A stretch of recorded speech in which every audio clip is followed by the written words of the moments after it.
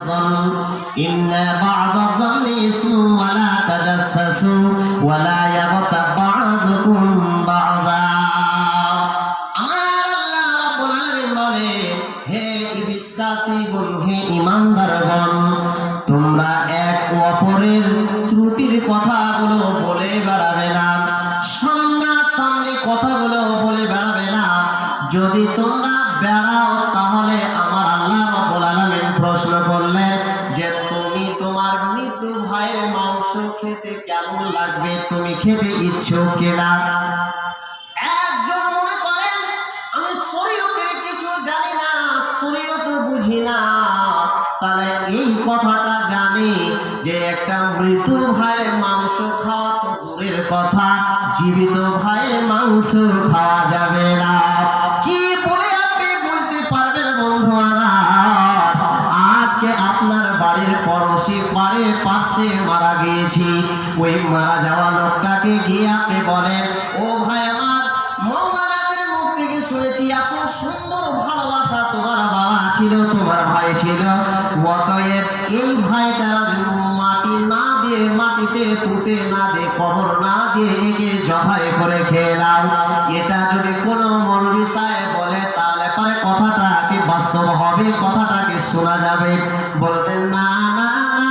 এই কথাটা শোনা যাবে না রে বন্ধু আমার আল্লাহ রাব্বুল আলামিন বলেন আয়াকুলা লাহমা আখিহি মাইতান ফাকারহিতু যেমন ভাবে তোমরা একটা মৃত ভাইয়ের মাংস খেতে অনিচ্ছুক মৃত ভাইয়ের মাংস খেতে রাজি না অতএব খবরদার খবরদার তোমরা কখনোই তোমার গ্রামের হোক কিংবা আর কাউরের হোক আল্লাহ পাক রব্বুল আলামিন বলেন ইন্নামাল মুমিনুনা ইখওয়া এক মুসলমান অপর মুসলমান এরা সম্পর্কের দিক দিয়ে হলো ভাই ভাই অতএব যার আপনি দুর্নাম করছেন কুৎসা রটনা করছেন ওটাই হলো আপনার ভাই অতএব জীবিত ভাইয়ের মৃত ভাইয়ের মাংস খাওয়াটা তোমার কাছে ভালো হবে কিন্তু খবরদার খবরদার ওর বদনাম করাটা ভালো হবে না করছি বাধা নেই আমাদের কি আমি কি একাই করছি আপনি কি একাই করছেন আমরা জানি আবার জানা সত্ত্বেও ফের ফতোয়া দিই কি বলে ফতোয়া দিচ্ছি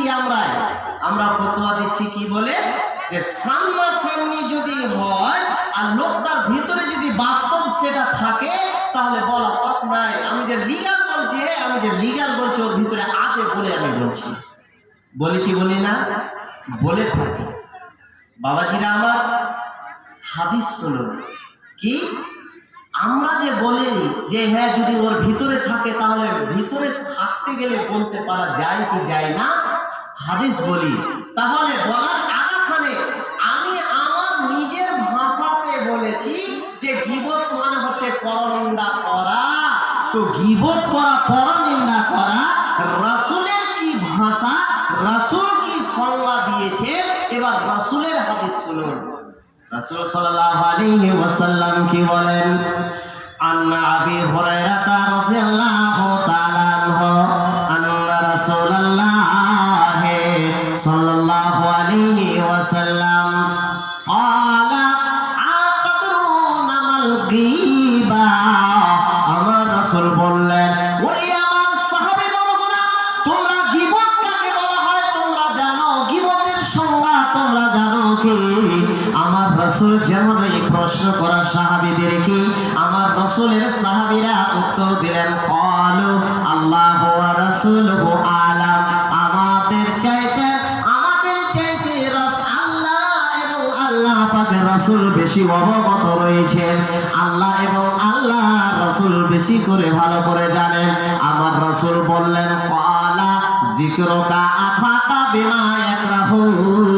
আমার রাসূল এবার সংজ্ঞা দিয়ে বুঝাচ্ছেন সাহাবীদেরকে সারা বিশ্বের নবীর উম্মতদেরকে বুঝাচ্ছেন আর বললেন তোমরা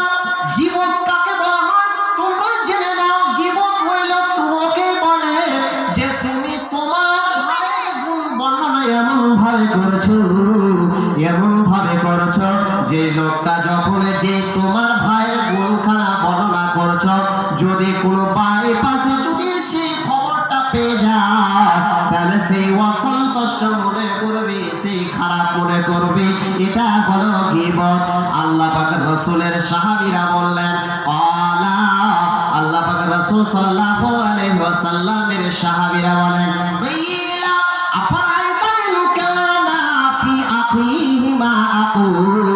হে আল্লাহ পাক রাসূল তার ভিতরে সেই গুণটা যদি পাওয়া যায়, যেগুলো আমি কথা বলছি সেইগুলো তার মধ্যে যদি পাওয়া যায় তাহলে সেটা কি হবে, সেটা কি হবে? আমার রাসূল বললেন ফাকালা কাদাইতাহু, তার মধ্যে যদি সেটা পাওয়া যায় সেটাই হয়ে যাবে গীবত, সেটাই হয়ে যাবে পরনিন্দা।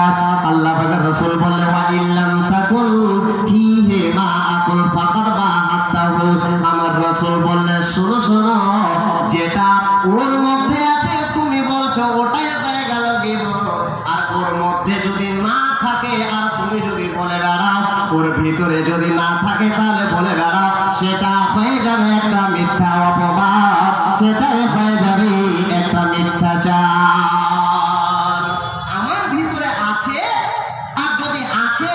আর থাকে, আর থাকাটা যদি আপনি বর্ণনা করেন তাহলে সেটা হবে গীবত। আর যদি না থাকে আর আপনি যদি আমার দুর্নাম করেন, আপনি যদি আমার বানিয়ে বানিয়ে কথাগুলো রটিয়ে বেড়ান তাহলে সেটা হয়ে যাবে একটা মিথ্যুক। তো মিথ্যুক কাকে বলা হয় সময় পেলে আসবো। তাহলে যেই বিষয়টা নিয়ে কথা বলছি আগে এটি কথা বলে নেই আমার প্রিয় ভাইজান আমার। তাহলে এই হাদিসটা যদি আপনি দেখতে চান তাহলে মুসলিম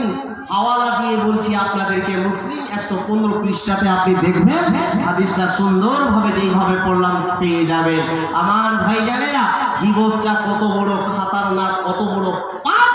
কত বড় গুনাহ। আজকে হাসতে খেলতে আমরা অন্নপাত করি না, আজকে হৃদয়খানা আল্লাহ পাক রব্বুল আলামিন যখন সৃষ্টি করেছিলেন দুনিয়ায় এসেছিলাম যেমন একটা ডিমের আন্ডা, যে আমরা দেখেছিলাম আন্ডাতে কোনো স্পট নয়, একেবারে যখন সূর্যটা লালি হয়ে উঠে ওইরকম ডিমের লালি হয়ে একবারে প্রকাশ হয়ে আছে, সুন্দর হয়ে আছে। মানুষ যখন দুনিয়াতে আসে তখন তার হৃদয়খানা এরকম করে আল্লাহ রাব্বুল আলামিন পাঠান। আজকে একটা আপনি দুর্নাম করলেন আর একটা আপনি দুর্নাম করলেন, স্পট পড়তে পড়তে পড়তে পড়তে প্রবাদ বাক্য আছে যে মানুষের পাপ আজকে হাজিরা হজ করতে গিয়ে ওই হাজিরা আসবাব পাথরকার জমা দিয়ে দিয়ে দিয়ে দেও কালো কুৎসিত হয়ে গেছে, মানুষের হৃদয়খানা আজকে কালো কুৎসিত হয়ে গেছে, ভ্রুক্ষেপ করতে পারছি না, ভ্রুক্ষেপ আমরা করি না। প্রিয় ভাইজান এই পাপটা কতখানি বড়, যদিও হাদিস দুর্বল তবু শুধু মিলানোর জন্য একটুখানি বিষয়টাকে বাড়ানোর জন্য কি বলতে যাচ্ছি শুনুন। আল্লাহ পাকের রাসূল সাল্লাল্লাহু আলাইহি ওয়াসাল্লাম বলছেন আন আবি সাঈদ খুদরি রাদিয়াল্লাহু তাআলা আনহু قال قال رسول الله صلى الله عليه وسلم الغيبة أشد من الزنا قالوا يا رسول الله, আল্লাহ পাকের রাসূল সাল্লাল্লাহু আলাইহি ওয়াসাল্লাম বললেন জীবনটা হলো জিনার চাইতে খতরনাক, জিনার চাইতে বড়, জিনার চাইতে বড়। আল্লাহ পাকের রাসূল বললেন গীবত আল গীবাত আসাদ্দু মিনাজ জিনা,